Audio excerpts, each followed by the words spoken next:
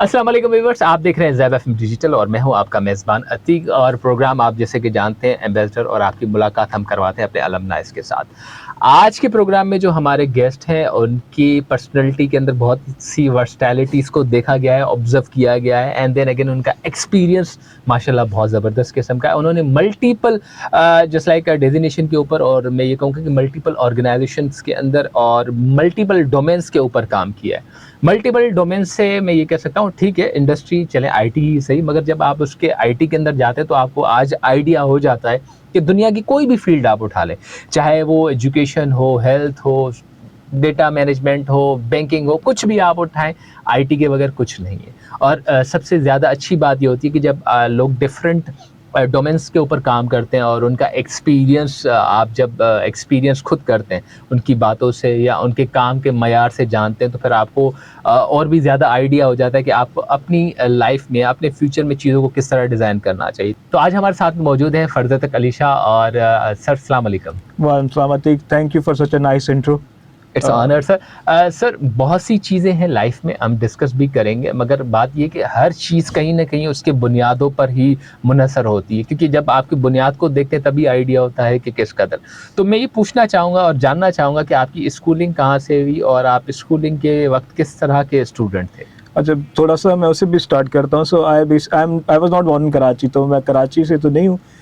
यहाँ से तकरीबन कुछ 150 किलोमीटर दूर एक शहर है मटियारी। तो मैं बेसिकली, मेरी फैमिली मटियारी से बिलोंग करती है। सो हम बेसिकली एग्रीकल्चरिस्ट हैं। So as a family business we own some farms, और वहाँ पे हम ज़मींदारी करते हैं, खेती बाड़ी करते हैं वहाँ के ऊपर। सो इनिशियली बेसिक एजुकेशन वगैरह everything Hyderabad, foundation public school Hyderabad से टिल ओ लेवल्स। मैं काफ़ी शाय किस्म का और चुपचाप रहने वाला, और टू द पॉइंट, वो जो गुड बॉय होता है उस तरीका था। एक्सलेंट नहीं था, ब्रिलियंट नहीं था, बट स्टडीज़ में was above average. No such questions. Class monitor almost 3-4 times, 6-7 दफ़ा था उस चीज़ के अंदर। स्कूलिंग वहाँ से हुई। Then for my A levels, क्योंकि पढ़ाई के हिसाब से वो ए लेवल्स हैदराबाद में उस टाइम इतना अच्छा हो नहीं रहा था, और हैदराबाद से जब ओ लेवल करने के बाद हमने अपॉर्चुनिटीज़ देखी, so we thought no it's better option कि मैं फिर कराची में हो जाऊँ। तो back in 2002 I was move to Karachi. यहाँ कराची में मैं फिर सिटी स्कूल में आया था यहाँ पे। सो ए लेवल्स मेरा सिटी स्कूल का है। After city school I got to SZABIST, और फिर मेरा ज़ाबिस्ट से इंट्रोडक्शन हुआ। मेरा ज़ाबिस्ट का एडमिशन भी बड़ा एक इंटरेस्टिंग था। मेरा फॉर्म ही मेरा कज़न लेके आया था। मेरा कज़न उस टाइम पे एमबीए कर रहे थे ज़ाबिस्ट से, बैक एंड वो 2005 बैच के, 2003-2005 एमबीए में थे। सो एक्चुअली वो भी मेरे लिए फॉर्म लेके आए थे, और उनसे ही भरवा के फिर उसे नहीं सबमिट करवाया था। तो आई इवन पेड जो प्रोस्पेक्टिव फीस वगैरह होती है वो भी मेरे कज़न ने पे की थी, और उस हिसाब से मेरा ज़ाबिस्ट में एडमिशन हो गया। मतलब एक फैमिली के अंदर स्लोगन था कि ज़ाबिस्ट से होना रेप्यूटेबल इंस्टीट्यूशन। Reputable industry. मेरे कज़न भी उसका मेहरान यूनिवर्सिटी हैदराबाद से था। ही also had couple of work experience. उससे अपना एमबीए करने आए हुए, क्योंकि उस टाइम पे MBA was one of the most needs. तो वो फिर कराची, और वो फिर वीकेंड वाले एमबीए में थे। तो वीक पूरा हैदराबाद होते थे, अपनी जॉब पे होते थे, और वीकेंड पे वो फिर कराची आके वो अपना एमबीए कर रहे थे। अच्छा, मोस्ट ऑफ द टाइम्स हमने देखा है कि बहुत सारे लोगों का माइंडसेट होता है, इवन फैमिलीज का माइंडसेट होता है कि भाई हमारा बच्चा डॉक्टर, इंजीनियर वगैरह, इस तरह सारे मामला। तो आपका शुरू से क्या था? ऑब्वियसली जब आप शायर भी थे, आप क्लास के परफॉर्मेंस के वाइज आप मॉनिटर, या आपने काफी अच्छी परफॉर्मेंस वहां पर भी दिखाई, तो आपका बचपन से विजन क्या था, क्या बनना? अच्छा, so in our family most of the people engineers थे। मतलब मेरे फादर इंजीनियर थे, मेरे ताए इंजीनियर थे, मामू इंजीनियर थे। हार्डली 2 चाचा डॉक्टर थे, एक मामू डॉक्टर थे। आइदर इंजीनियर्स और डॉक्टर थे। थर्ड कोई चीज़ थी नहीं उस चीज़ के अंदर। प्लस एक खालू मेरे लॉयर थे। So there wasn't anything different in the family. हमें भी बचपन से इंजीनियरिंग भी पढ़ाया गया। हमने इंटर के अंदर भी मैथ्स और कंप्यूटर लिया, सारी चीज़ों के अंदर। और सॉरी, ओ लेवल्स के अंदर। ए लेवल्स के अंदर जब सब्जेक्ट्स आए, तब मैंने केमिस्ट्री नहीं लिया था ए लेवल्स के अंदर। सही, ठीक है। सो क्योंकि मेरी मैथ्स बड़ी अच्छी थी, तो मैंने मैथ्स, फिजिक्स, कंप्यूटर्स लिया, क्योंकि मेरे कंप्यूटर में अच्छे मार्क्स आए थे, फिजिक्स में भी अच्छे मार्क्स आए थे। सो आई ड्रॉप केमिस्ट्री। अच्छा, A1 देने के बाद हमें करियर काउंसलर बताया तुम्हारे पास तो केमिस्ट्री में, तुम इंजीनियरिंग में जा ही नहीं सकते। सो ऑप्शंस बहुत लिमिटेड हो गए। सो इस वजह से देन, क्योंकि कंप्यूटर्स में अच्छे थे और मैं मैथ्स में काफ़ी अच्छा जीनियस बच्चा रहा हूँ बचपन से। मैथ्स में इवन ज़ाबिस्ट के अंदर भी जो भी मैथ्स और सॉफ्टवेयर कोर्स होते हैं, was excellent eight that time. तो फिर इस वजह से my only options were computer science और कंप्यूटर इंजीनियरिंग उस टाइम के ऊपर। सही। तो अगेन बात ये आती है, जब आप कंप्यूटर इंजीनियरिंग में आए, एंड देन अगेन एक इनिशियली आपकी लाइफ मटियारी से, एंड देन अगेन मटियारी के बाद हैदराबाद, फिर Karachi, and the computer sciences, कैसा उस टाइम का ये फ्लेवर था? मतलब होता है ना कि यार समवॉट फैमिली में या सराउंडिंग्स में भी सुना जाता है यार हमने तो सोचा था ये डॉक्टर बनेगा, ये होगा, नहीं, वो होगा। Family there was no family pressure. मतलब मेरे पेरेंट्स या मेरे फादर ने कभी मुझे नहीं बोला कि ये करो। इवन मतलब जब हम यूनिवर्सिटी डिस्कस भी कर रहे थे, he was very open to it. तो वो तो उस टाइम पे मैं लम्स में जाके वो इनकी इंजीनियर फाइनेंशियल्स भी करने एक मैंने फॉर्म भरा था। So he was very okay, but कोई प्रेशर फैमिली की तरफ नहीं था कि नहीं इंजीनियरिंग ही करनी है या कोई पर्टिकुलर इंस्टीट्यूट में जाने। Was very open. तो इवन बैचलर्स के टाइम पे मैंने लेवल्स भराया था, अदर यूनिवर्सिटीज भी भराए थे। तो देयर वाजंट एनीथिंग पर्टिकुलर कि मेरे पेरेंट्स की तरफ से या फैमिली की तरफ से यही करना। सो वो ओपन था। पर हाँ, ये तो पढ़ना है तो अच्छा पढ़ना है। सो गो सही। Go to a good institute, नाम वाला इंस्टीट्यूट हो, रेपुटेशन हो, और यूनिवर्सिटी जा रहे हो तो बी दैट कि आप यूनिवर्सिटी में अच्छा परफॉर्म कर सकना हो कि आप फिर।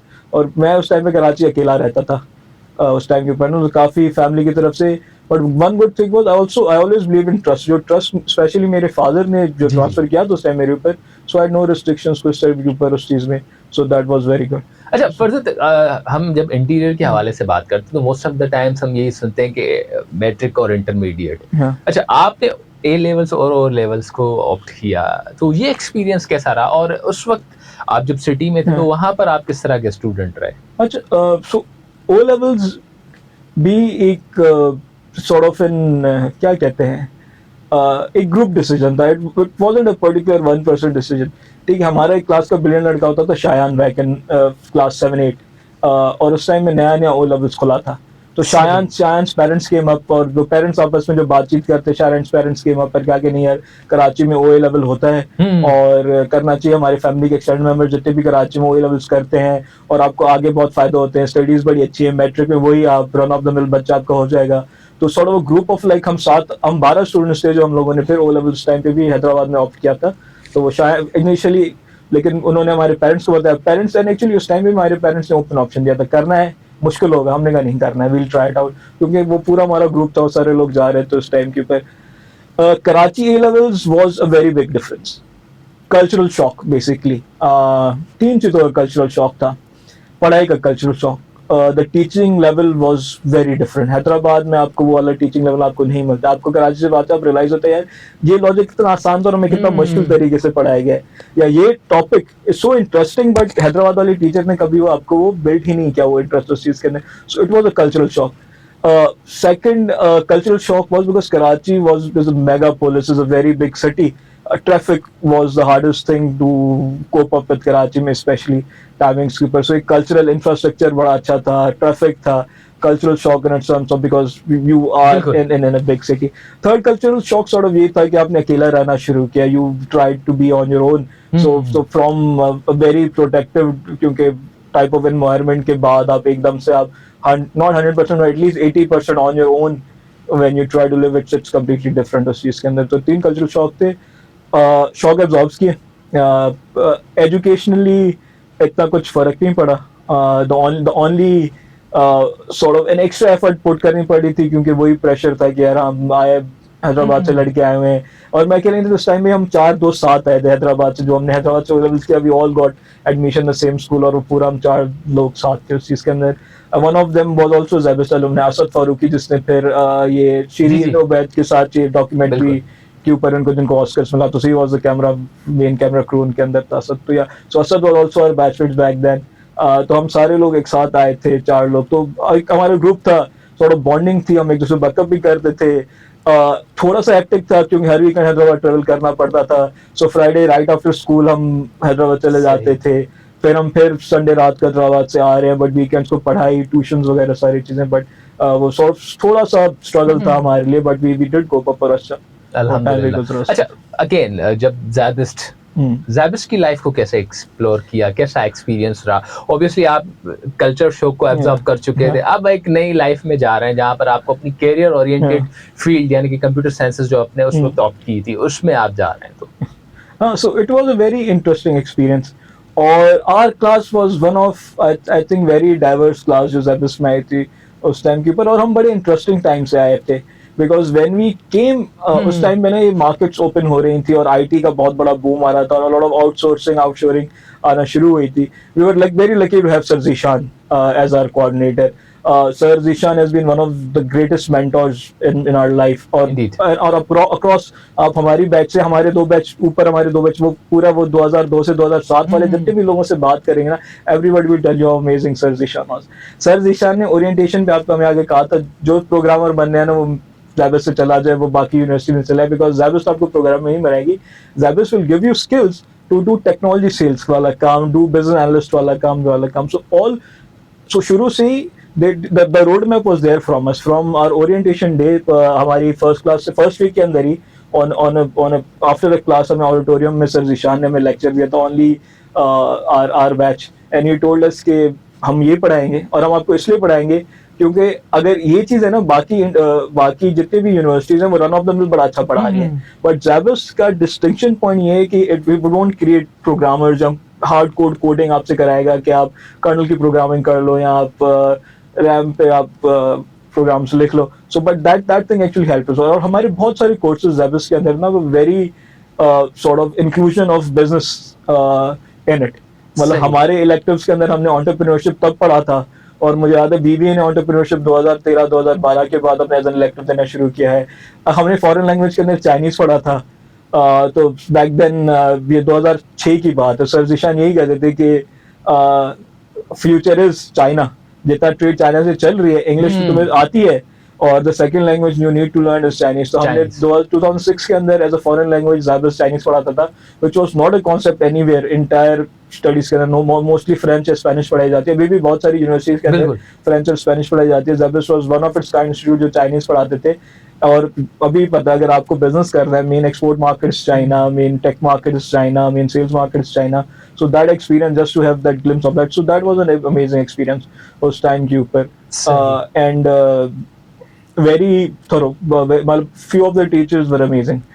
सर शमसुल हक होते थे. बिल्कुल. सर शमसुल हक बैडी वाले मौलाना साहब होते थे.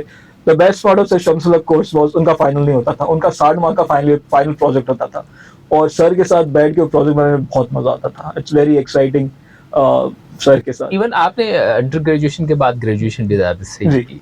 प्रोजेक्ट का एक हद तक आपको मजा आया हुआ था पहले भी, क्योंकि बिजनेस मैनेजमेंट में सबसे ज्यादा प्रोजेक्ट्स के ऊपर एम्फसाइज किया जाता है. नहीं, एक्चुअली उल्टा होता है. सो business management is more of presentations.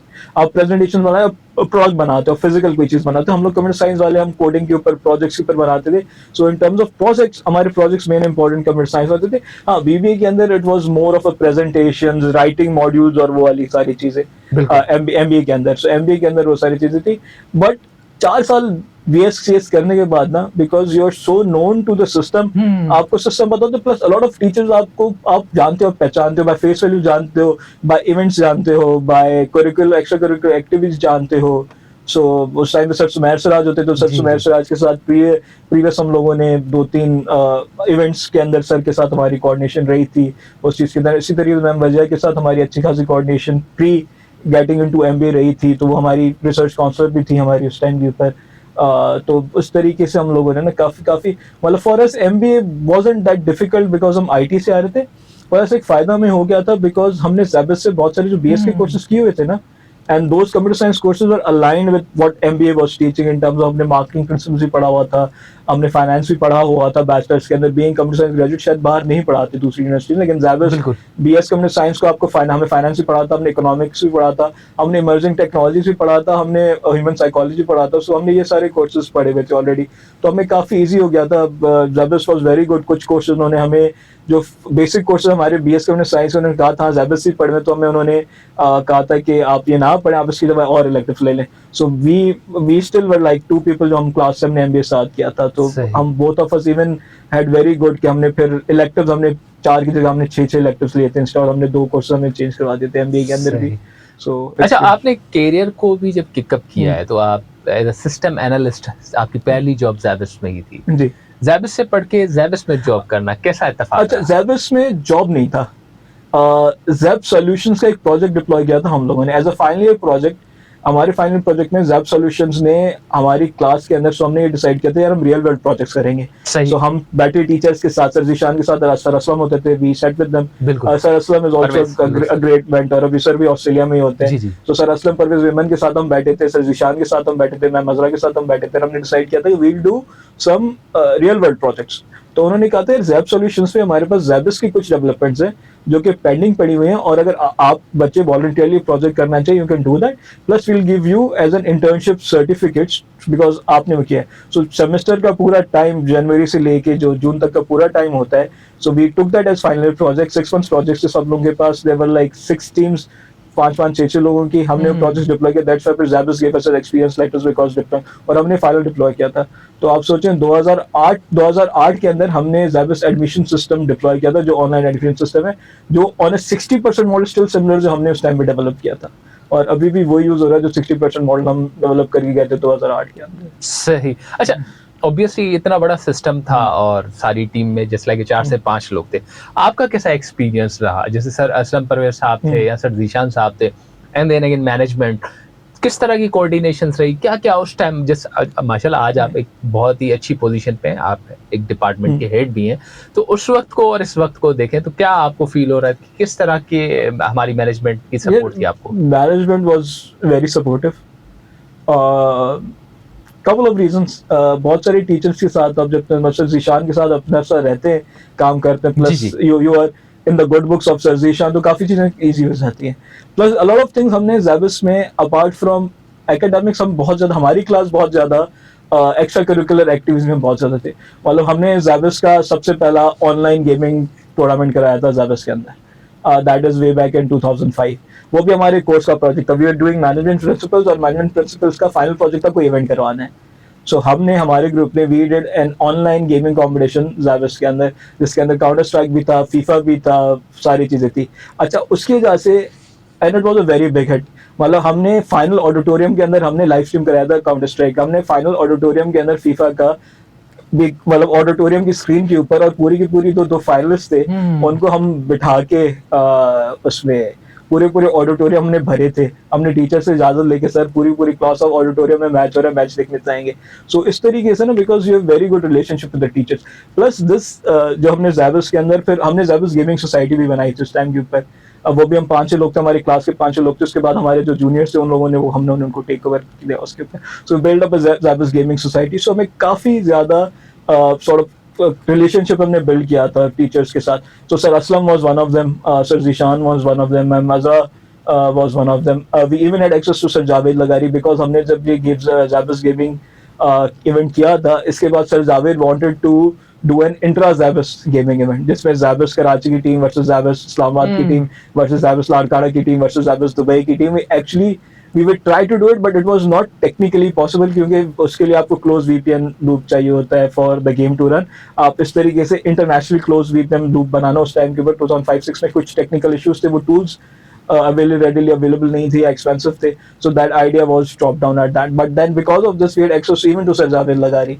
So I'm very proud to say कि like we people from a group, the 4 of us, we had direct access to Javed Lagari. वो उनकी secretary होती थी. जावेद ने उनको बोला हुआ था कि ये लोग आएंगे ना, तो इन लोगों को आप अंदर आने दीजिएगा. So we 4 of us were very sort of this. So because of these activities and because of the interaction with teachers, Sir Aslam के साथ भी काफ़ी अच्छा उस चीज़ के अंदर, even with other teachers as well, Sir Shams के साथ भी काफ़ी integration. So it was very good mentoring for these people. मतलब these guys didn't, मतलब कोर्स तो आप एक कोर्स लेते हो. मतलब सर जीशान ने हमने 2 कोर्स पढ़ाए थे. टोटल इमर्जिंग टेक्नोलॉजीज पढ़ाया था और ह्यूमन बिजनेस कुछ पढ़ाया था उन्होंने. ह्यूमन समथिंग उन्होंने पढ़ाया था हमें. सही. तो ह्यूमन साइकोलॉजी स्लैश समथिंग था. तो उस सर जीशान ने हमें 2 कोर्स पढ़ाए. But the amount of interaction we had with sir Zeeshan were amazing.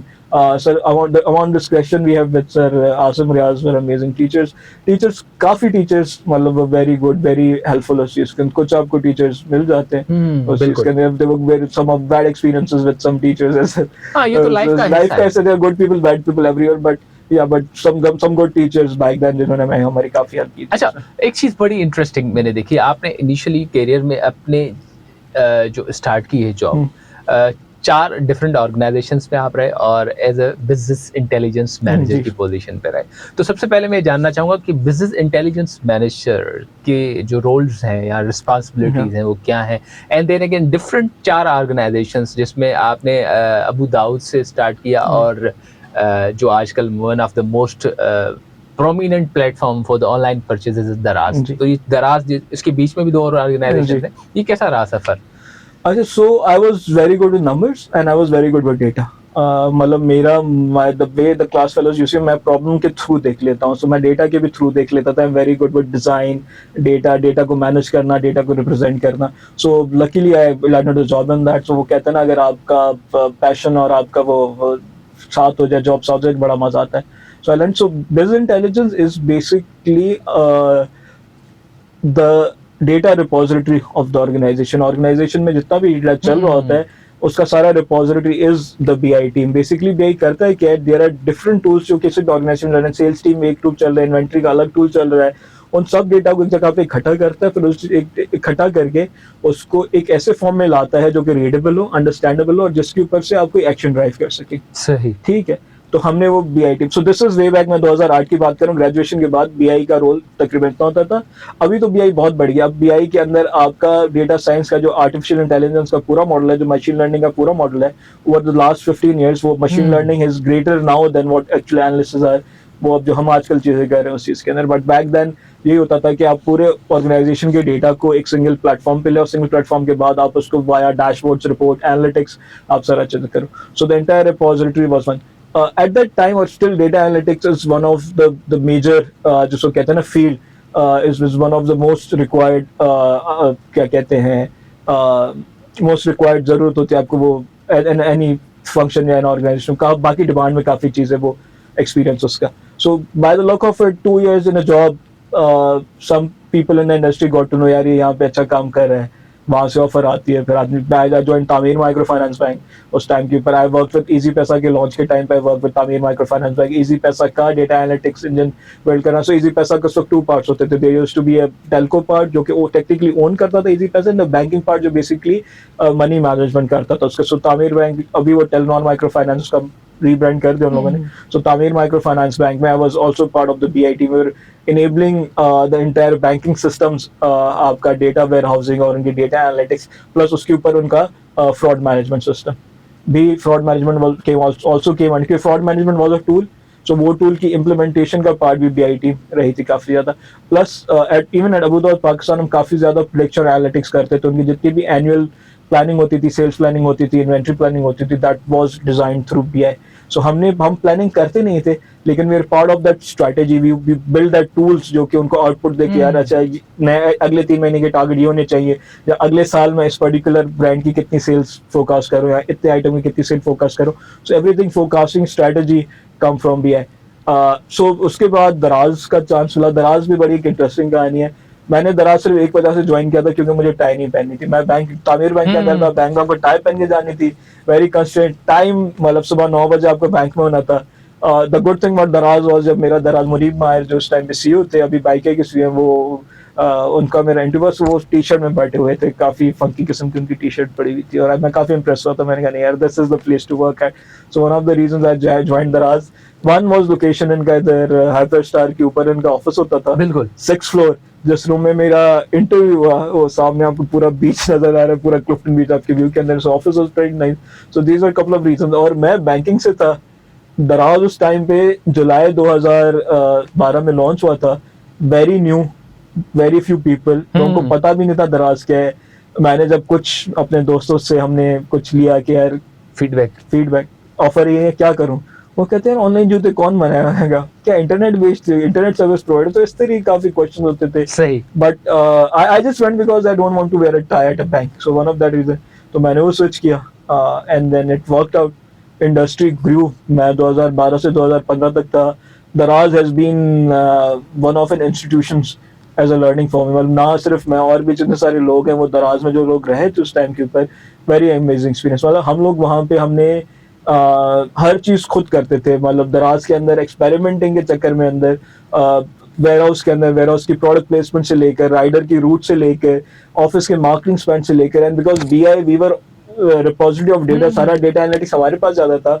सो मैं और हमारे ग्रुप होता था, एक सॉर्ट ऑफ कम्युनिटी टीम बनी होती थी, जो होती थी यार प्रोसेसेस चेक करो, ये चेक करो। So there was one person from every department. हम प्रोसेसेस के ऊपर और प्रोसेस ऑप्टिमाइजेशन के ऊपर काम करते थे। So we used to create a process, नहीं चला बंद करो, नई चीज खोलो, बंद करो, नई चीज खोलो, काफी मजा आता था। मतलब एवरीथिंग डूइंग फ्रॉम स्क्रैच उस चीज़ के अंदर, because what Daraz is right now it's like very huge, but at that time हमने जब शुरू किया था industry was very late, very nascent, क्योंकि ना कोई प्रेसिडेंस नहीं था कि यार वर्क कैसे करेगा, so we used to try everything, और उस चीज़ में बहुत मजा आता था। सही। अच्छा, ये तो आपका सफर रहा बिजनेस इंटेलिजेंस के हवाले से। उसके बाद जो आपका सफर आ रहा है दो ऑर्गेनाइजेशन अच्छा। के अंदर, प्लानिंग, स्ट्रेटजी एंड प्लानिंग का। सो होता क्या है कि बीआई प्लेटफॉर्म होता है, लेकिन बीआई रिपोजिटरी होता है।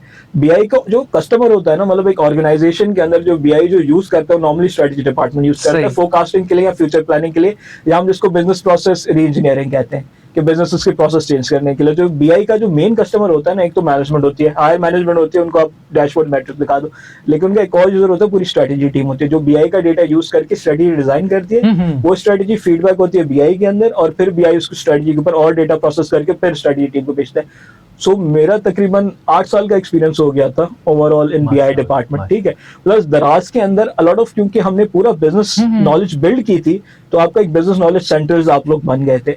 So for me the very logical step, और मेरा फिर आईटी का जो फंक्शन है ना, वो मिनिमल रह गया था सही एज ए डेवलपमेंट का function. So for me very logical option was कि मैं एक स्ट्रेटजी रोल में चला गया। सो आई टुक अ लीप ऑफ फेथ उस टाइम के अंदर, क्योंकि दराज को 4 साल हो गए थे, अ lot of new companies were coming, a lot of new startups were coming Pakistan. दराज के लोगों की बहुत ज्यादा डिमांड होगी, आओ हमें स्टार्टअप सेटअप करके दो।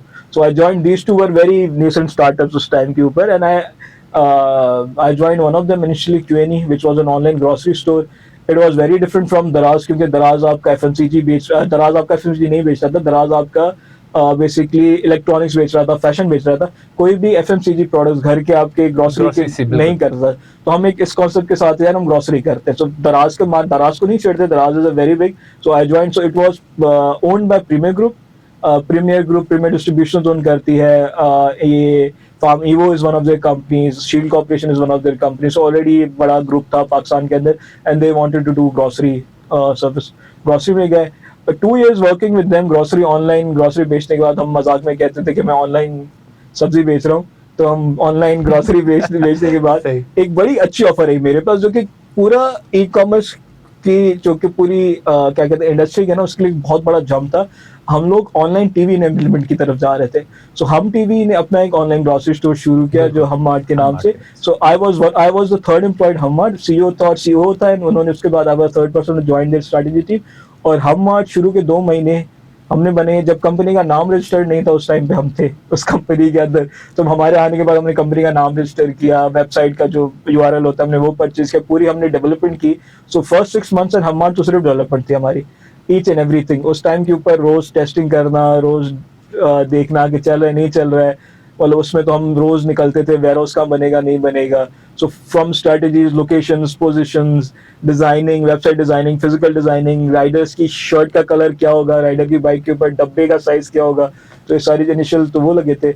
हमार्ट का कॉन्सेप्ट बड़ा अच्छा था, टीवी पे जिस चीज का भी ऐड चल रहा है वही चीज आप उस वक्त ऑनलाइन ऑर्डर कर दो, आपको इनेबल करेंगे टीवी के ऊपर। हमने बहुत ज्यादा कैंपेन्स चलाई थी मसाला टीवी के अंदर, कि मसाला टीवी पे जो भी खाना बन रहा है उसके सारी इंग्रेडिएंट एक बॉक्स के अंदर आप ऑर्डर करो, आपको अगले दिन वो सारी चीजें पहुंच जाएंगी उस सही। चीज के अंदर।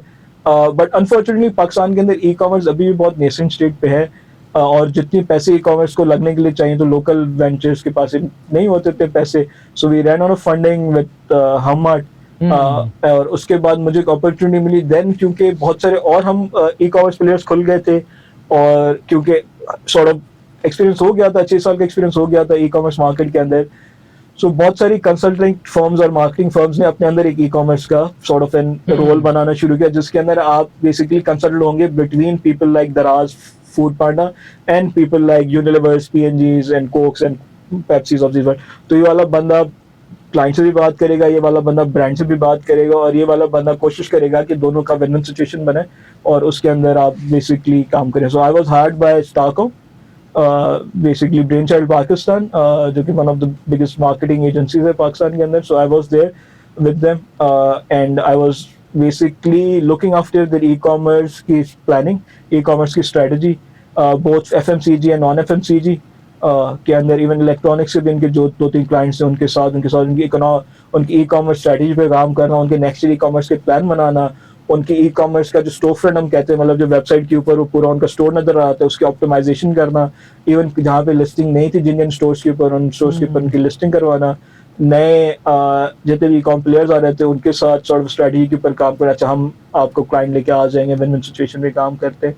प्लस अपार्ट फ्रॉम दैट उनके साथ मैंने इजी पैसा पे भी काम किया। सो इजी पैसा का जितना भी डिजिटल स्पेंड था, जितना भी उनकी ऑनलाइन मार्केटिंग थी, वो भी वहाँ पे मेरे अंडर ही थी, क्योंकि आई ऑलरेडी हैव सही। एक्सपीरियंस हाँ। ऐप मार्केटिंग के ऊपर और डिजिटल मार्केटिंग के ऊपर और मार्केटिंग एनालिटिक्स के ऊपर। तो वो वाला सारा काम भी मेरे पास ही था उसके अंदर। अच्छा, तो अगेन एक चीज़ फिर आ रही है कि आपने ये सारी चीज़ें घूम-घाम के दोबारा बिज़नेस इंटेलिजेंस की तरफ नहीं देखिए, अल्हम्दुलिल्लाह आज हेड बेसिक, ऑफ। हाँ देखिए ना, मसले होते हैं, एवरीथिंग इज एनालिटिक्स। ठीक है, अभी जो मेन चीज है ना वो डेटा के अंदर है। सही। Data is main. अगर आपको डेटा पढ़ना आ गया और डेटा को इम्प्लीमेंट करना आ गया, so that is your win win situation. मतलब इवन स्टारकॉम के अंदर भी या इवन हमार्ड के अंदर भी ऐसा काम नहीं था कि यार मैंने बीआई छोड़ दिया था। वहां पे भी मेरा जो डेटा डिपार्टमेंट था ना मुझे रिपोर्ट करता था, हमार्ड के अंदर भी, क्यूएनई के अंदर भी। बट मेरा रोल बड़ा हो गया था, तो data was one part of it, लेकिन मुझे कमर्शियल भी रिपोर्ट कर रहा है, मुझे कस्टमर एक्सपीरियंस भी रिपोर्ट कर रहा है, मुझे डिजिटल मार्केटिंग भी रिपोर्ट कर रहा है, मुझे कॉल सेंटर भी रिपोर्ट कर रहा है। तो हमारे के अंदर 6 डिफरेंट डिपार्टमेंट्स मुझे रूल कर, लेकिन data was, BI was part of it, but BI was not only part of it. तो स्टिल मैं जब स्टारकॉम में भी गया ना, स्टारकॉम के अंदर भी एक पूरा कॉन्सेप्ट होता है मार्केटिंग एनालिटिक्स का, which is subset of BI. लेकिन क्योंकि आप मार्केटिंग ऑप्टिमाइजेशन के ऊपर और जिसके अंदर आप कस्टमर हुँ। ऑप्टिमाइजेशन के ऊपर बात करते हैं, तो वो पूरा डिपार्टमेंट भी मेरे पास है। सो स्टिल मैं था मार्केटिंग सॉर्ट ऑफ डेजिग्नेशन के ऊपर, बट मेरा अभी भी रिलायंस ऑन डेटा बहुत ज्यादा था। मेरी जो एनालिटिकल स्किल्स थी, हम उसी को हम यूज कर रहे थे कि यार हम किस तरीके से जो हमारे पास करंट चीज उसको ऑप्टिमाइज कर सके, हम बजट्स ऑप्टिमाइज कर सके, हम डाउनलोड्स बढ़ा सके, हम चर्न रेट कम कर सके उसके अंदर। तो कैसे हम सारी चीजें उसको इम्प्लीमेंट करें उसके साथ। इट्स स्टिल, मतलब मेरा सारा काम डेटा के साथ। ऐसा नहीं है कि मैं बीच में जो मैं 4 साल 5 साल मैंने बीआई हेड नहीं था तो मैं बिल्कुल ही डेटा पे काम नहीं कर रहा था, बट मेरा काम बीआई से बढ़ गया था। मैं डेटा को यूज करके, मैं बिजनेस इंटेलिजेंस को यूज करके मैं स्ट्रेटेजी पे ही काम कर रहा था, वही सेम था। अच्छा, फिर एक ये हुआ कि मेरे पास एक अच्छी अपॉर्चुनिटी आई। मुझे एक अपॉर्चुनिटी आई पाकिस्तान से बाहर की। सो मैंने उसके लिए ऑप्ट आउट किया। सो बेसिकली लामुदी है, Lamudi is a property tech, it's a sister concern Zameen की तरह। जमीन.com की सिस्टर कंसर्न है, बट वो फिलीपींस और इंडोनेशिया में भी है। तो वो वहाँ पे हेड ऑफ डेटा देख रहे थे। सो उन्होंने मुझे अप्रोच किया लिंक्डइन के थ्रू। इनिशियल था कि I will move to Philippines by after 6 months. फिर कोविड हो गया एंड देन पूरा डिले हो गया, and we are still working remotely on it. अभी भी I am working remotely property tech के अंदर सारी चीज़ों में। तो लेकिन बट स्टिल इट्स आपका working for a company, working for 2 markets, Philippines and Indonesia. It was 3 markets. इनका मैक्सिको में बिजनेस था, but they turned on Mexico business last year.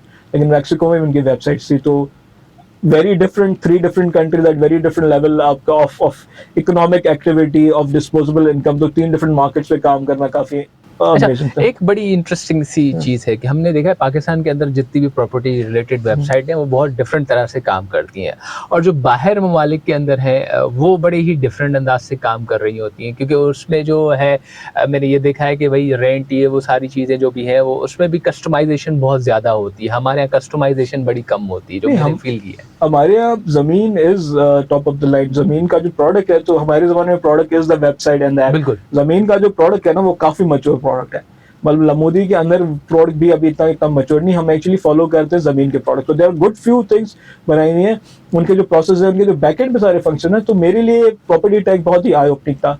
I opening इसलिए था क्योंकि मैं ई कॉमर्स के अंदर मेनली काम किया ना। दराज के ऊपर एक कस्टमर की जर्नी खत्म हो जाती है जब आपने ऑर्डर दे दिया, फिर सही। डिलीवरी के ऊपर सर आपको पार्सल रिसीव करना है। प्रॉपर्टी के अंदर आपका एक और फंक्शन होता है, आपने लीड जनरेट करे, आप उसको लीड को कन्वर्ट करना है। उस लीड की कन्वर्जन है ना पूरी ऑफलाइन है। मतलब जो जैसे जमीन पूरे बिल्कुल। पूरे प्रॉपर्टी की बिल्डिंग्स बेच रहा होता है, प्लॉट्स बेच रहा होता है, एक तो बीच में आपका रिटेलर आ जाता है। लेकिन अगर वो रियल एस्टेट वाला नहीं है, वो डायरेक्ट प्लॉट जमीन से आप खरीद रहे हैं, तो वहां पे उनकी पूरी टीम होती है जो कि वो पूरा उस लीड को मैनेज कर रही है। उसको विजिट्स कर भी जमीन की टीम ही करा रही है, हमारे केस में लामोदी की टीम करा रही होती है। उसका इंटरेक्शन भी होता है। उसको उसके साथ बैंक को भी हम कनेक्ट करा के देते हैं। बैंक के लोन के अप्रूवल में भी हमारा हाथ होता है। मतलब लामोदी के अंदर, इंडोनेशिया के अंदर, मतलब Indonesia is very I opening in terms of financial systems के ऊपर। इंडोनेशिया तो पाकिस्तान से मैं कहता हूँ 25 साल आगे है। और अगर 2050 तक हमने वो चीज अचीव कर ली, फिर भी बड़ी बात है पाकिस्तान के लिए। Indonesia from a financial transaction point of view इतना आगे। तो वो सारी चीजें भी फाइनेंशियल मॉडल सिस्टम के अंदर, एप्लीकेशन के अंदर ऐड किए हुए, और एंड टू एंड डिलीवरी के was very eye-opening, बहुत ही डिफरेंट एक्सपीरियंस रहा। सही। अच्छा, एक बहुत ही इंटरेस्टिंग सी चीज़ आजकल हम देख रहे हैं, फिनटेक बहुत ही इवॉल्विंग सा टॉपिक है। मैंने बहुत सारे इंस्टीट्यूशंस के अंदर, इवन ज़ायबस के अंदर भी बहुत सारे स्टूडेंट से पूछता हूँ, तो बताते हैं फिनटेक का हमारा एक कोर्स लॉन्च हुआ है, उसको पढ़ रहे हैं। हमें थोड़ा इसके बारे में बताएं आप। अच्छा, फिनटेक कुछ भी नहीं है। फिनटेक है आपके फोन के अंदर आपका बैंक लाना है। Okay. दैट इज आपका फाइनेंस का जितने भी मॉड्यूल्स बने हैं उसको टेक्नोलॉजी इनहांस कर रहे हैं। देखिए कॉन्सेप्ट तो ये है ना कि आपका बैंकिंग द अनबैंक्ड है, कि जिन लोगों के पास एक्सेस नहीं है बैंक तक जाने का, उनको एक्सेस दे दें थ्रू मोबाइल फोन्स के वो अपना बैंक अकाउंट यूज कर सके। Pakistan as a country, as a percentage of population bank accounts बहुत कम है। 220 मिलियन, 22 करोड़ की आबादी में से आपके पास सिर्फ 1 करोड़ लोगों के पास अकाउंट्स हैं। आप डिस्पैरिटी देख रहे हैं कितनी ज्यादा है। और 1 करोड़ आवाम में से भी women accounts are only less than 30%, 22-23% women accounts है सिर्फ।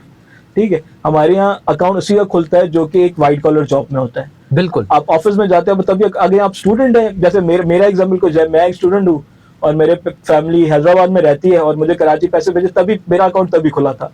अलावा उसके जब तक मेरे दोस्तों का जॉब नहीं लगी थी उनका बैंक अकाउंट ही नहीं था। अभी भी बहुत सारे ज़ायबस में स्टूडेंट्स आप पूछूंगा बैंक अकाउंट नहीं होगा, उनका पहला बैंक अकाउंट ही वो होगा जब वो सैलरी आएगी, सैलरी के लिए अकाउंट खुलाएंगे। सो हमारे यहाँ तो सिर्फ अकाउंट वाइट कॉलर पीपल के खुलते हैं, जो लोग बिजनेस करते हैं, जो लोग ट्रांजेक्शन करते हैं उन्हें खुलते हैं। ये कॉन्सेप्ट ये है कि सबके पास आपके पास होना चाहिए, बिकॉज आपकी पॉपुलेशन इतनी बड़ी है पाकिस्तान के अंदर। सो पाकिस्तान के अंदर बड़ी मार्केट है, अनटैप्ड मार्केट है, जिनको आपको ये बैंकिंग सर्विसेज देनी है। इट्स वजह से फिनटेक। अच्छा, फिनटेक जो है ना, कोई multiple different sort of products बेच रहे होते हैं। इजी पैसा एज एन ऑनलाइन वॉलेट, ठीक है। इसी तरीके से आपका यहाँ पे बाकी ये जो नया pay, ninja, so everybody was trying to build an online wallet. Online wallet होगा आपके मोबाइल के साथ। अच्छा, इसके अलावा जो कि एक और जो अभी फिनटेक के अंदर नई चीजें खुली हैं, ये जो इन्होंने जो कि अभी गवर्नमेंट ने लॉन्च किया था, अपना अकाउंट जो आप मोबाइल SMS के थ्रू पैसे ट्रांसफर कर सकते हैं। तो रात उन्होंने नया स्टेट बैंक ने प्रोडक्ट दिया। So everything is fintech. Fintech का मतलब ये है भाई जो बंदे जी जी बैंकिंग सिस्टम के अंदर है नहीं उनको लाना है। तो आप ये सोचिए, अगर पाकिस्तान के अंदर 18 से ऊपर की आबादी 15 मिलियन भी है, 150 मिलियन भी है, जिसका मतलब है, और आपके पास सिर्फ 10 मिलियन अकाउंट खोले हुए हैं, आपके पास 149 मिलियन का आपका मार्जिन है, नंबर ऑफ पीपल जिनको आप दे सकते हैं। इसी वजह से पाकिस्तान के अंदर the biggest industry right now is fintech. Fintech के ऊपर काफी, इवन अब बैंक्स भी हैं, मतलब रिसेंटली सारे बैंक्स है ना digital head of digital, director digital की पोस्ट पे लोग हायर किए कर रहे हैं, जो कि पहले नहीं होता था। पहले यही होता था कि यार main channel was physical bank में जाऊंगा, मैं टेलर पे पैसे डालूंगा।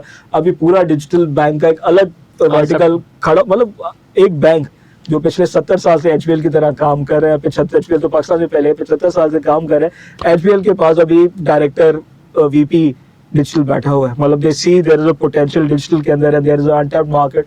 तो फिनटेक का ये है कि future market is fintech. Future की हम बात करें, फिनटेक के अलावा तो future market is artificial intelligence, machine learning, जिसपे बहुत ज्यादा काम हो रहा है, डेटा के ऊपर बहुत सारा काम हो रहा है रिसेंटली। मतलब इवन लमूदी के ऊपर द अमाउंट ऑफ डेटा, हम इमेज रिकग्निशन के हमने एल्गोरिथम्स लिखे हुए, हमने कस्टमर रिकग्निशन के एल्गोरिथम्स लिखे हुए, हमने वॉइस टू टेक्स्ट, मतलब हम मार्ट के अंदर हम वॉइस टू टेक्स्ट पे बात कर रहे थे कि आपको पूरे का पूरा अपनी ऑर्डर करने की जरूरत नहीं है, आप एक वॉइस नोट भेज दें ग्रोसरी का और आपको हम डायरेक्ट ऑर्डर कर देंगे। वो वॉइस ऑटोमेटिकली सिस्टम ही उसको कन्वर्ट करता है। इस तरह इमेज टू टेक्स्ट के होते हैं। अभी रिसेंटली लमूदी ने नहीं, लेकिन हमारी जो पेरेंट कंपनी है डुबिजल ने, दुबई के अंदर उन्होंने ChatGPT को इंटीग्रेट किया अपनी सर्च के साथ। तो आप उसके अंदर लिख सकते हैं, क्वेश्चन पूछ सकते हैं, यार मुझे इस तरीके का घर चाहिए, और उस प्रॉपर्टी का आप और क्वेश्चन पूछ सकते हैं। तो आप वो सॉर्ट ऑफ आप कंप्यूटर के साथ चैट कर रहे हैं। कंप्यूटर आपको, मतलब इंसान नहीं बैठा, नॉर्मली तो इंसान बैठ के वहां पे चैट की रिप्लाईज कर रहा था, लेकिन यहाँ पे कंप्यूटर आपको सारी चीजें रिप्लाई कर रहा है। इवन कस्टमाइजेशन के ऑप्शंस बढ़ रहे हैं, कस्टमाइजेशन के ऑप्शन बने। इनफैक्ट एक और बड़ी अच्छी चीज हो रही है पर्सनलाइजेशन के ऊपर। मतलब पाकिस्तान के अंदर तो नहीं है, बाहर मुल्कों के ऊपर अगर आप वेबसाइट खोलें, जैसे लाजाडा खोलें जो कि दराज की तरह है कहीं वहां पे, तो आपकी लोकेशन के हिसाब से आपको चीजें देगा। सही, ठीक है। तो फॉर एग्जाम्पल मैं एक बैठा हुआ था एक कॉन्फ्रेंस के अंदर, और वो कॉन्फ्रेंस सिंगापुर के अंदर हो रही थी। उसने पहले सिंगापुर गया, उसने लजाडा खोला, तो सबसे पहले ना वहाँ पे ना लजाडा के कोल्ड ड्रिंक्स, लजाडा के ड्रिंक्स के सेक्शन में गया। ठीक है, ग्रोसरी शॉपिंग के ड्रिंक्स के सेक्शन में गया, तो उसको सबसे पहले ट्रॉपिकल जूसेस वगैरह ये सारी चीजें नजर। कहता अच्छा ठीक है। उसने वेबसाइट बंद की, उसने VPN ऑन किया, उसने कहा मेरी लोकेशन है नेदरलैंड्स। उसने वेबसाइट खोली, वो ड्रिंक्स के सेक्शन में गया, वही चीज, उसको सबसे पहले ना वहाँ पे वाइन्स वगैरह Wow. दिखा रहा था. So and there is no other information जो कि उसने उसको दी हुई थी. It's only the system is intelligent enough, वो आपकी आईपी एड्रेस को देके पहले से अंदाजा लगा रहा है कि आपकी लोकेशन क्या है और आप क्या खरीदना चाह रहे हो. और यहाँ पर क्या कल्चर के हिसाब से कल्चर कैसे, कल्चर यहाँ क्या मतलब वो टेम्परेचर वहाँ पे सर्दी थी, उनका कॉन्सेप्ट ये था वहाँ पे सर्दी थी तो हमने आपको वहाँ पे ना आपको हमने ब्रांडी दिखाई है, यहाँ पे आपका गर्मी है तो यहाँ पे हमने आपको ट्रॉपिकल जूसेस वगैरह दिखाई है सारी. That's great. That's तो आपकी पर्सनलाइजेशन है, आपकी सर्च हिस्ट्री को देख के आपका लैंडिंग पेज वाला आपका जो वेबसाइट है वो फेसबुक बन जाएगा. आपकी पर्सनल हिस्ट्री को देख के आपकी तरफ से प्रेफरेंस के हिसाब से आपके पास प्रोडक्ट आ रहे होंगे, आपको सर्च करने की भी जरूरत नहीं, आपको हिस्ट्री देखने की भी जरूरत नहीं. अच्छा, इसी चीज को जब हम आगे देखते हैं, ऑब्वियसली बहुत सी चीजें हैं लाइफ में, बहुत से ख्वाब भी होते हैं. अगले 5 से 10 सालों में कहाँ देख रहे हैं अपने आप को? माशाल्लाह आप हेड तक भी हैं, फ्यूचर में इंसान होता है अपनी कंपनीज बनाना या कुछ इस तरह, क्या ख्वाब व ख्याल है आपका इस बारे में? अगर मेरा जो विजन है या मैं जो अचीव करना चाह रहा हूँ नेक्स्ट 5 साल में, जो मैंने अपना गोल बनाया हुआ है, मैं एक एग्रीटेक टूल बनाना चाह रहा हूँ, एग्रीटेक सर्विस बनाने की कोशिश कर रहा हूँ. Agritech is agriculture and technology. अब मैं क्योंकि मेरी फैमिली बिलोंग टू एग्रीकल्चर, हमारी जो ड्राइंग रूम डिस्कशन होती है, डाइनिंग रूम डिस्कशन होती है, दावतों के ऊपर सारे एग्रीकल्चर के बाद में मैंने अपने पिछले लाइफ के एक्सपीरियंस से मतलब जी जी 25-26 साल से जब थोड़ा बहुत चीज़ों का आइडिया हुआ है, मैंने एग्रीकल्चर के अंदर कोई भी एडवांसमेंट नहीं देखी है हमारे यहाँ, मतलब पूरे हमारे इंटीरियर से के अंदर. मेरे ख्याल से जो लास्ट एडवांसमेंट आई थी ना वो लेजर ट्रैक्टर आया था, वो लेजर का हल आया था. वो लेजर का हल आपको बता देता है कि पूरी जमीन सीधी है या नहीं है, वो टेढ़ी होगी तो वो पॉइंट आउट हो जाएगा. एंड वो कोई 1998 में वो लेजर लग जाता है ट्रैक्टर के एंड में, बताता है कि जमीन ठीक ही है या नहीं. So there is no technological advancement in terms of agriculture कहते हैं. सो मैं जिसको भी पिच करता हूँ मैं सबको ये कहता हूँ कि मैं अपने दादा के बिजनेस को और अपने पैशन को मर्ज करने की कोशिश कर रहा हूँ. The work my grand parents do या जो हमारा फैमिली बिजनेस है. अच्छा, एग्रीटेक के अंदर भी अभी भी हम सॉर्ट ऑफ एनालिटिक्स जो भी दे रहे हैं ना, वो हम उनको डिस्क्रिप्टिव एनालिटिक्स कहते हैं, हम उनको रियर व्यू मिरर एनालिटिक्स कहते हैं. वो अभी मुझे बता रहा है कि यार पोजीशन क्या है जमीन की, मुझे उसका हल नहीं बता रहा. मुझे ये नहीं बता रहा जैसे कपल ऑफ कॉम्पिटिशंस हैं पाकिस्तान के अंदर ऑलरेडी काम कर, मुझे बताते हैं कि यार जमीन इतनी है और जमीन पे आपका ये एरिया अच्छा चल रहा है, ये अच्छा बुरा चल रहा है. वो कलर कोडिंग के साथ है ना, बेसिकली आपकी पिक्चर जो होती है उसकी रेंडरिंग आप करते हैं इमेज के ऊपर. अच्छा, उस इमेज के ऊपर से बता देते हैं कि ये हिस्सा ब्राइटर है तो ये अच्छा है, ये हिस्सा लाइटर है तो ये बुरा है. But there is no recommendation system. So मेरा प्लान ये है कि हम उसका रिकमेंडेशन सिस्टम बनाए. सो जो आपका एलएलएम मॉडल है, लार्ज लैंग्वेज मॉडल्स को हिस्टोरिकल एनालिटिक्स के साथ आप बिल्ड करके आप उसको बताएं कि यार आप ये करोगे तो बेटर होगा. Why agriculture? अगेन 3 रीजंस हैं. Pakistan is one of the worst in output agriculture. मतलब हमारे यहाँ कॉटन जो है हम दुनिया की वर्स्ट आउटपुट देते हैं, कॉटन की वीट की हम दुनिया की वर्स्ट आउटपुट दे रहे हैं, जबकि हमसे छोटे countries, Ukraine has more wheat output than Pakistan, Brazil has more cotton output than Pakistan. But in the same area हम वो टेक्नोलॉजी यूज नहीं कर पा रहे हैं कि हम अपना आउटपुट बढ़ा सके. हम वो चीज़ें ही प्रोसेस ही नहीं इम्प्लीमेंट कर पा रहे हैं. दो second thing is world population. दुनिया की पॉपुलेशन इतनी बढ़ गई, आपकी फूड प्राइसेस आर ऑन है ओनली बिकॉज आपके पास माउथ टू फीड बहुत ज्यादा है. पॉपुलेशन आपकी इंक्रीज है 7.2 billion people in the world right now to feed. ठीक है, तो पूरी जब पॉपुलेशन को 2050 तक ये 9 बिलियन तक जानी है, तो पूरी दुनिया को फीड करने के लिए इट्स वेरी इंपॉर्टेंट आप अपनी प्रोडक्शन बढ़ाएं उस चीज़ के अंदर. So it's very important. तो वहाँ इस वजह से बड़ा इंपॉर्टेंट है to be the breadbasket of the world. Your agriculture, as a Pakistan as an agriculture country, needs to go and needs to shift, needs to have that output model. उस चीज़ की पर तो विजन तो इस चीज़ के ऊपर है. थर्ड चीज़ है it's a family thing, it's a backup. मेरा ये मानना है और मैं बहुत सारे लोगों को कहता हूँ यार काम वो करो ना जिसमें आपका नॉलेज हो, जिसमें आपको आइडिया हो. मतलब कोई भी कराची का बंदा जाके जमींदारी करेगा ना, कहता है मैं उसको नहीं, मैं कहता हूँ जमींदारी सबसे अच्छा बिजनेस है, कराची का बंदा नहीं कर सकता. मैं अपने एरिया में जाके कर सकता हूँ क्योंकि मुझे नॉलेज बेस है. मैंने वहाँ पे 0 साल काम किया हुआ, लेकिन क्योंकि वो सुन के थोड़ा बहुत आइडिया हो जाता है. सो आपने नॉलेज एक बिल्ड किया. It's not only my knowledge but knowledge of like 100 people I am with, I know those have taught me. तो बड़ा अच्छा उस चीज़ के अंदर है कि बिकॉज कि it's very easy to do that thing. अगर मुझे आप बोलेंगे एड टेक के अंदर काम करो, मैंने कभी एजुकेशन के अंदर काम नहीं किया है. फिनटेक का थोड़ा बहुत आइडिया, लेकिन the amount of money investment that needs to be, it's very hard. But I think agritech is something that can be done. और हमेशा मतलब आईटी के अंदर ना हमेशा आज की चीज़ नहीं देखते हम, आज से 10 साल बाद की चीज़ें देखते हैं. बिल्कुल. क्योंकि आज जिस चीज़ के बारे में कोई बात नहीं कर रहा है ना 10 साल चीज़ पे उसके बारे में बात करनी। So there are few technologies, agriculture technologies is one of them, fintech तो आज की टेक्नोलॉजी है, ई कॉमर्स भी आज की technology, but normally you should see what is coming आगे का इंशाल्लाह। इंशाल्लाह। तो ब्लॉकचेन पे भी हम इम्प्लीमेंट कर सकते हैं। सो ब्लॉकचेन के अंदर पूरा इन्वेंट्री मॉडल होता है, डेटा मॉडल होता है, जिसके अंदर पूरा आप एग्रीटेक को बिल्ड कर सकते हैं। सो ब्लॉकचेन टेक्नोलॉजी यूज करके एग्रीटेक को बिल्डअप करना। ऑब्वियसली ये आपका फैमिली एक विजन भी है और लेगेसी भी है, एंड आपकी जो सोच है फ्यूचर ओरिएंटेड है। We wish you all the very best for that. Thank you. और हमें बहुत खुशी होगी कि इस तरह का कुछ आए, जैसे कि अब हम देख भी रहेंगे, जैसे आपने भी इस पॉइंट को रेस किया कि आने वाले वक्तों में हमारे लिए बहुत ज़रूरी है कि हमारी प्रोडक्शन बहुत अच्छी हो और बहुत वाइटल हो, वाइब्रेंट हो, जिससे हम अपने आप भी पूरा कर सकें और शायद एक्सपोर्ट भी कर सकें, तभी हमारा मुल्क काफ़ी अच्छे से अपने आप को सस्टेन कर पाएगा।